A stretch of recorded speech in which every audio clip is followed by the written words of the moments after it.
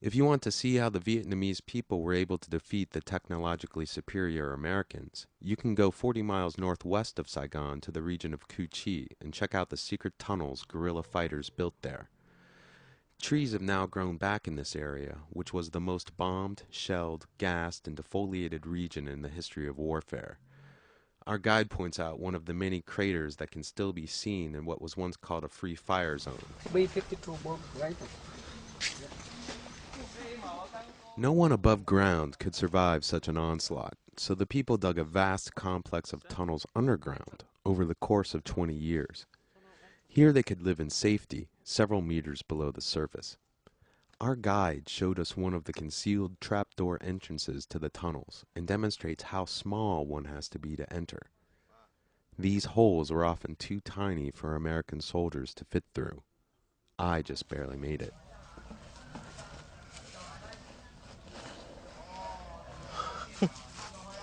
How's that feel, Byron?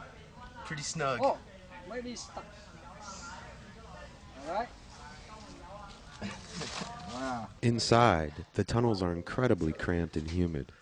During the war, the spiderweb of tunnels in the Cu Chi area alone spanned nearly 150 miles, connecting villages, serving as supply routes, and often passing right under American bases. People would sleep, eat, go to school, and even watch theatrical performances in underground compounds, sometimes spanning 3 stories beneath the surface. I guess these are even bigger than they used to be. They've been widened for us Westerners, probably. But I'll tell you what, they're still pretty small, especially if you're carrying a bunch of camera gear behind you. Get me out of there.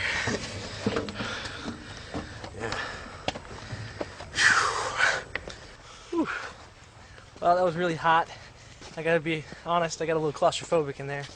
I mean, the walls are basically right on top of you. I don't think anybody who ate too much rice got to hang out down there because it's really tight.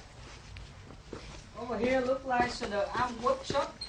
Our guide showed us a mechanically driven depiction of guerrilla fighters making anti-tank mines. They would find unexploded bombs dropped by the Americans, then use the gunpowder to make mines, which would be triggered when the tanks ran over twigs sticking out from them.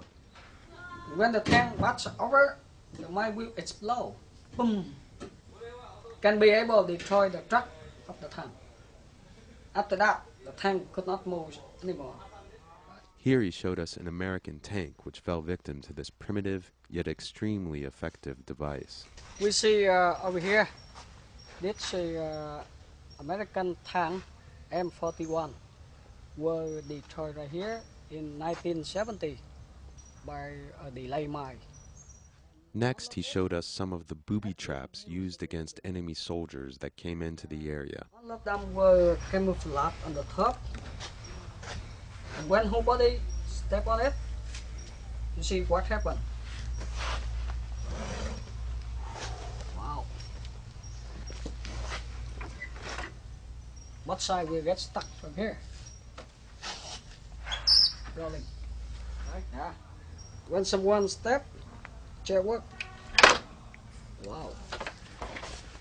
Finally, our guide took us to a firing range where we got to shoot an M60 machine gun. This weapon was often mounted to American helicopters during the war.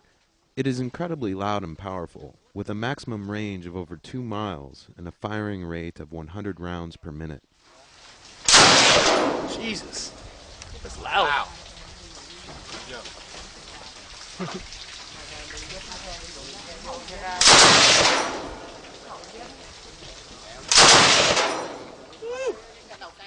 At over $1 per bullet, though, we only shot off 10 rounds.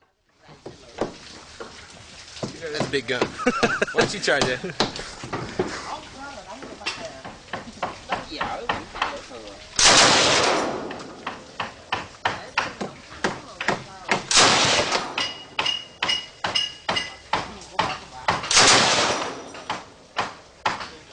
My ears really hurt, man. Wow. Overall, our visit to the Cu Chi tunnels was a fascinating glimpse into the lives of a resourceful and resilient populace. These tunnels stand as proof that the determination of a people, not technology, will decide who wins a war.